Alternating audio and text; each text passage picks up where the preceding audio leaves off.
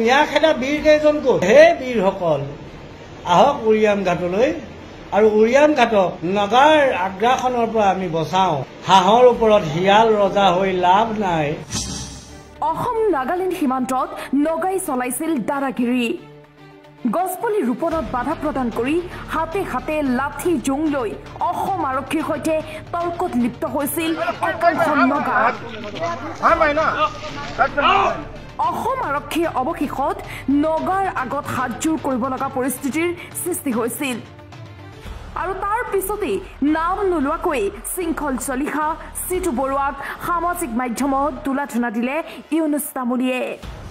মিয়াৰ বিৰুদ্ধে মাত মতা উজনিৰ বীৰসকল এতিয়া ক'ত? সেই মিয়াখেদা বীৰ কেইজন ক'ত?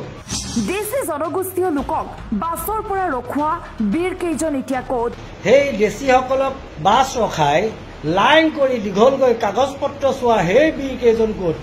সেই বীৰ কেইজন এতিয়া উৰিয়াম ঘাটলৈ যাওক। সেই বীৰ কেইজনক লাগে এতিয়া উৰিয়াম ঘাটত। য'ত নগাই আগ্ৰাসন কৰিছে তাত বীৰত্ব দেখুৱাওক। এতিয়া বীৰত্ব দেখাওঁ বলক সেই উৰিয়াম ঘাটত, য'ত নগাই আগ্ৰাসন কৰি অসমৰ ভূমি দখল কৰিছে। ইউনুছৰ মতে আহক এতিয়া বীৰত্ব দেখুৱাৰ সময়। নগাই 7 দিনৰ সময়সীমা বান্ধি দিছে অসমৰ লোকক। 7 দিনৰ ভিতৰত মাটি ঘৰ এৰিবলৈ নগাই জাননী জাৰি কৰিছে অসমৰ লোকলৈ।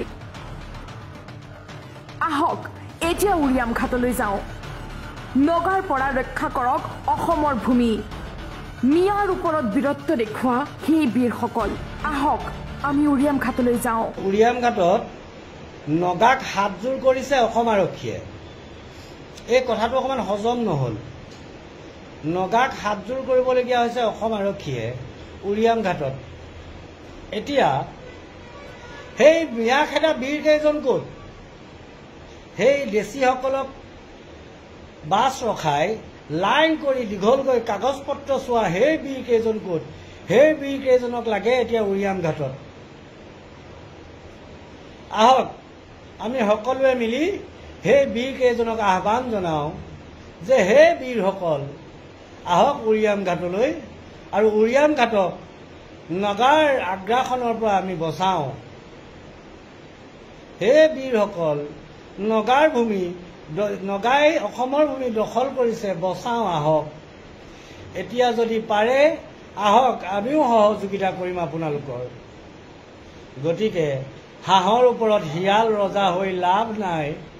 এতিয়া বীৰত্ব দেখাওঁ বলক সেই উৰিয়াম ঘাটত, য'ত নগাই আগ্ৰাসন কৰি অসমৰ ভূমি দখল কৰিছে। বলক যাওঁ উৰিয়াম ঘাট। News desk report time 8।